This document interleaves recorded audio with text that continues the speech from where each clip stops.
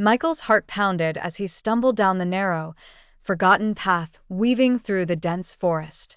The choking darkness swallowed him whole as the mist coiled like malevolent fingers, gripping his psyche with icy dread. Towering trees loomed like ancient sentinels, their branches clawing at the velvet sky. Their roots threatened to ensnare him, a hapless traveler in this twilight world. An eerie silence pressed in around him, thick and suffocating, broken only by the whispers that danced on the edges of his sanity, haunting, indistinct murmurs that fluttered like spectral birds through the trees. He paused, straining his ears, trying to catch the words carried by the faint breeze. But the meaning eluded him, as if the forest itself mocked his feeble attempts to understand. Then, a branch cracked in the distance, sharp as a gunshot in the oppressive stillness. His pulse quickened, and instinct urged him forward, compelled by something unseen yet menacing. Shadows began to flit between the trunks, phantasmal figures that darted with unnatural grace. As Michael's panic grew, so did the forest's intensity. The animals' growls were more than real. They vibrated with a primal threat, echoing from somewhere beyond the mist.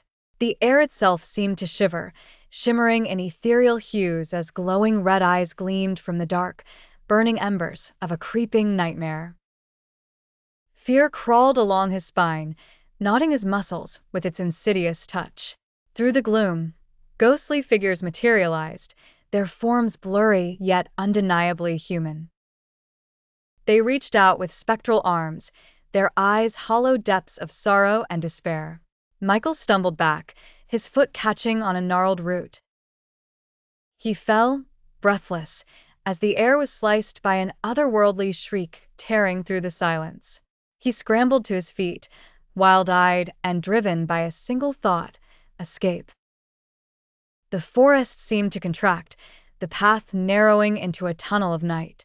Pulse pounding, driven by an unseen hunter, he plunged deeper into the woods, giant shadows closing in from all sides, whispers rising to a crescendo that threatened to drown him in madness.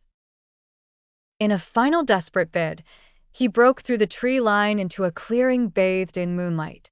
The chase ceased abruptly, the forest's grip loosened as the whispers ebbed to a lingering sigh. In the calm after the storm, Michael collapsed, breathless, his soul touched forever by the darkness that watched from the shadows.